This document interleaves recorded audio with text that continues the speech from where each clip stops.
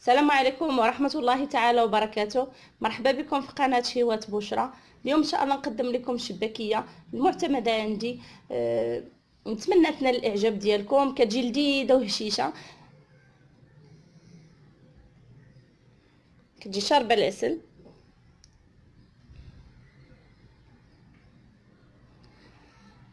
ندوزو للمقادير وطريقة التحضير.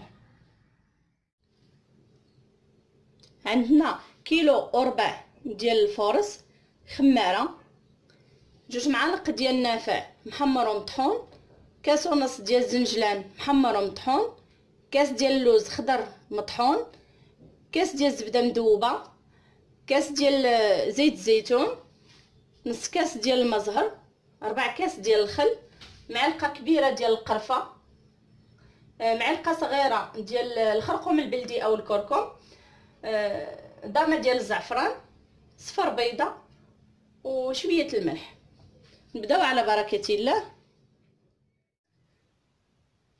خديت القصريه، درت هكا الوسط، جوفتها، درت واحد الحفيره، زدت فيها زنجلان اللي محمر ومطحون مع 2 معالق ديال النافع اللي محمرين ومطحونين مزيان.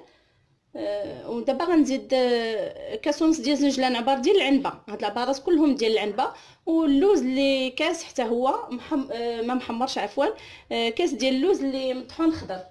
غادي نغربلو باش ما يبقاوش عندي هذوك القطع ديال اللوز اللي غادي فاش ندوزو في الوراقه يقطعوا لينا العجينه.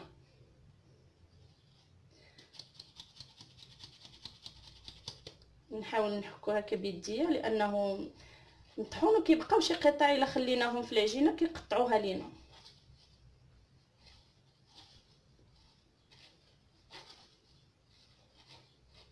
ضروري اللوز نعاودو منين نطحنوه نعاودو نغربلوه.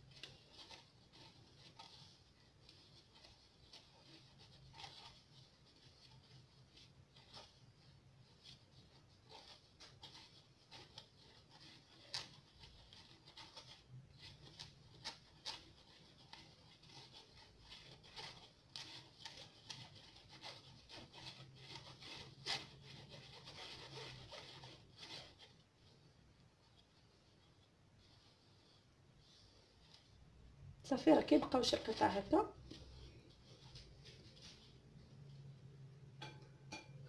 نزيد معلقه ديال القرفه، معلقه كبيره. عندنا هنا معلقه صغيره ديال الخرقوم البلدي وضامه ديال الزعفران. ضامه ديال الزعفران نحاول ندوزها هكا. نخلطوا كاع النواشف، ندوزو باش السوائل. معلقه صغيره ديال الخرقوم البلدي،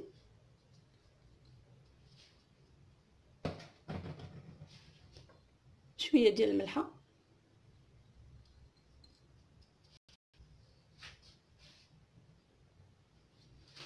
لا خماره،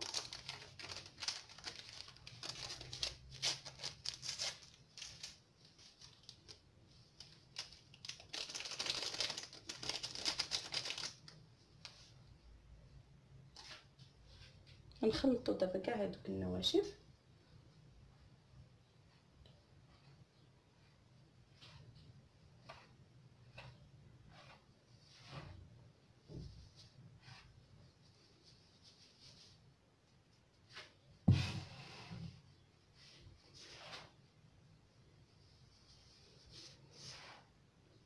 كنحاولوا ندمجوا هذوك العناصر كامله مع الفرص.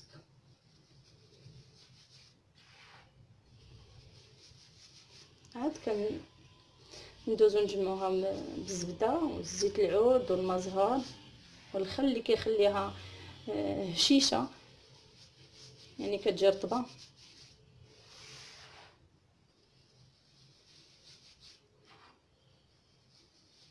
هنا البيض انا كنستعمل غير صفر بيضه، لان داك البيض هو اللي كيطلق لي الكشكوشه في المقله منين كنبغي نقليها، ما كنديروش.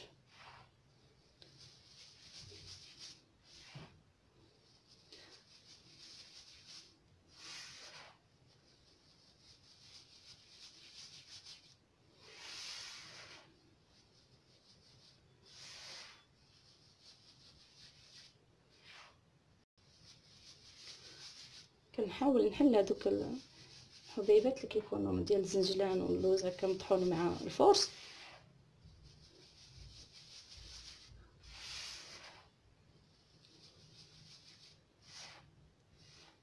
صافي دابا غادي نجوف عاوتاني هكا الوسط، وغادي نزيد زيت العود والمزهر.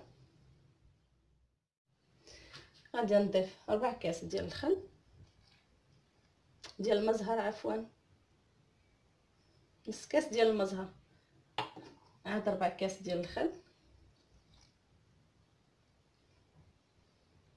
كاس ديال زيت العود، وكاس ديال الزبده دايبه،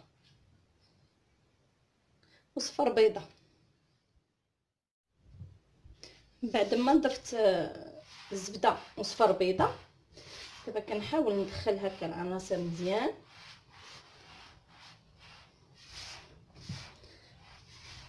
باش ما يبقاش عندنا، يولي كلهم خليط واحد، يعني تنسجم لينا العناصر كامله. عاد غندوز عاد غنضيف المزهر. هنا المزهر اولا الماء اللي بغيتو ديروا، المهم انا راه كندير المزهر حسب نوعيه الدقيق. كتقدر تهز لينا كاس ونص ديال المزهر حتى ل2 كيسان. المهم حنا الاهميه ان خاصها تجي العجينه تجي قاصحه. دابا غنبداو نضيفو بالمزهر شويه بشويه حتى يتجمع لينا الخليط. كاس ديال العنبه،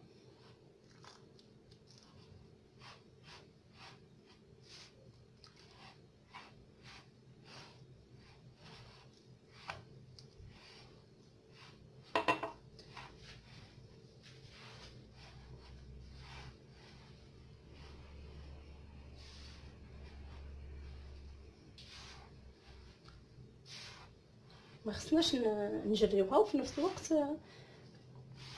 يعني خصها تكون شويه قاصحه باش تجينا رطبه وهشيشه في الاخر. غنضيف كاس اخر،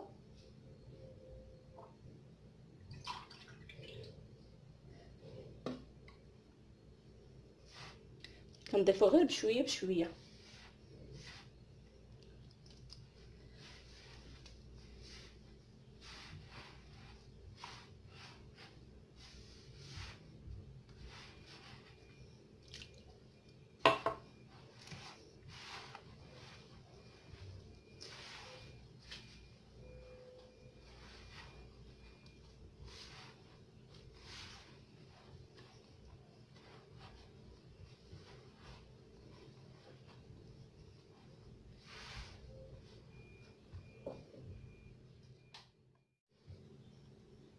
هذه هي العجينه ديالنا ديال الشباكيه.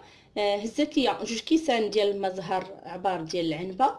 دابا غنديرها في واحد البلاستيكه ونخليها ترتاح واحد الساعه، وندوز ان شاء الله باش نقطعها.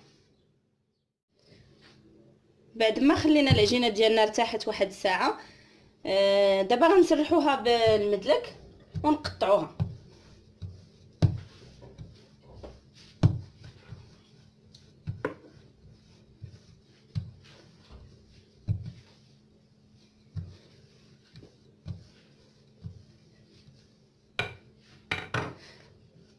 نحاولوا نقادوها من هنا.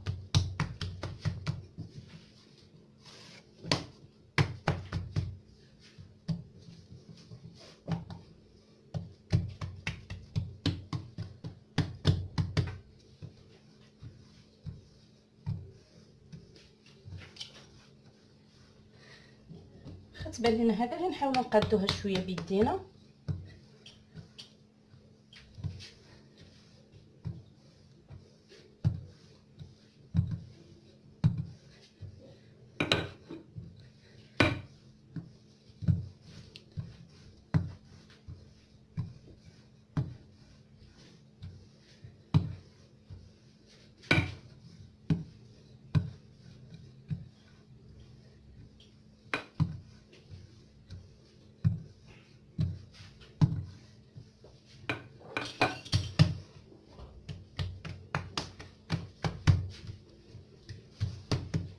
دابا غندوزو نقطعوها بهاد الجراره.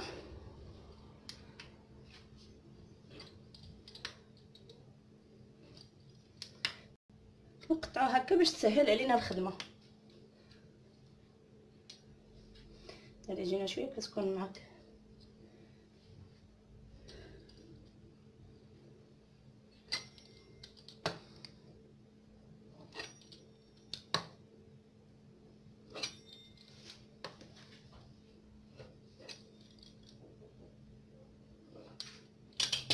صافي غناخذوا هاد القطع غنديروهم في بلاستيكه نخليوها ترتاح واحد ربع ساعه وندوزو ان شاء الله نشكلوها باش في الوراقه.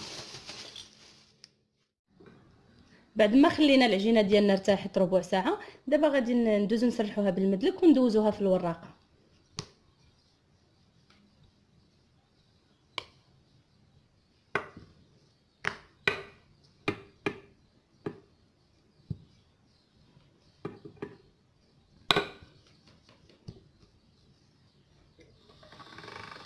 انا دوزتها هنا في النمره 3 يعني كل ورقه الطريقه يعني النماري ديالها. انا عندي هنا من 1 حتى ل6 انا دوزتها في النص. دابا غندوز نقطعها ندير قطعه واحده 1 2 3 4.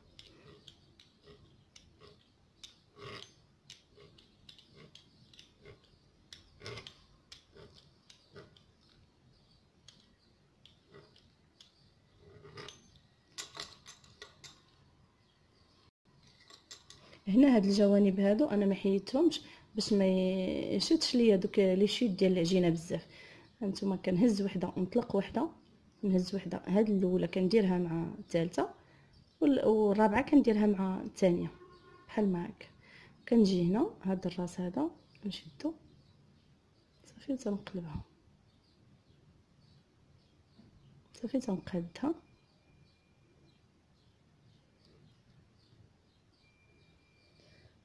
صافي تنقطع هادو الموس كتجي على هاد الشكل.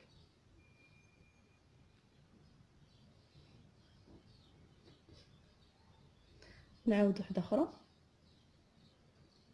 كنهز الاولى ونخلي الثانيه والاولى كنديرها مع الثالثه والرابعه كنديرها مع الثانيه. وهذا الراس هذا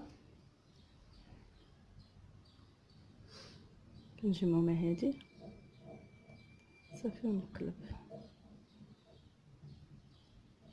كتجي ساهله ما فيهاش بدون تعقيدات. صافي كنقطع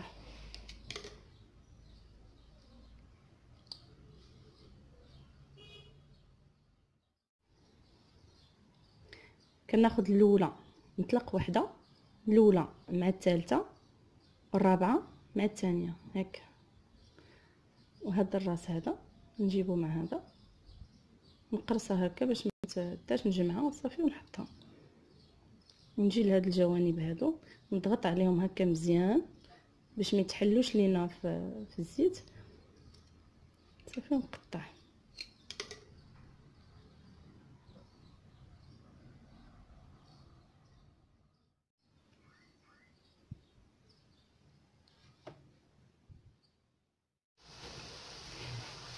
بعد ما صوبنا الشباكيه ديالنا كامله شكلناها دابا كندوزو نقليوها على نار تكون متوسطه ما تكونش مجهده باش ما تحرقش لينا.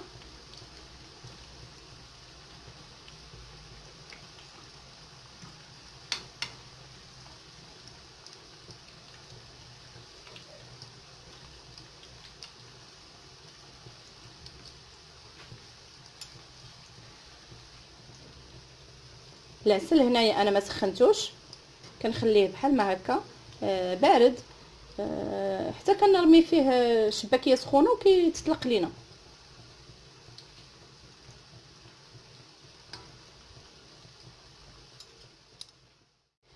هاد الشباكيه هي المعتمده عندي دائما كنخدمها في لي كوموند كتنال اعجاب الناس اللي كياخذوها من عندي الحمد لله. الا تبعتوا المقادير والطريقه ديال التحضير ان شاء الله غتنجح معكم. العسل حطيته في الفيديو السابق. غنكمل الكميه اللي عندي ونتلاقاو باش نشوفوا الشكل النهائي. هذا هو الطبق النهائي. الى عجبكم الفيديو ما تنسوش تابوناو معايا في لاشين، ديروا جيم وتبارطاجيو باش تعم الفائده. والى فيديو قادم باذن الله، مع السلامه.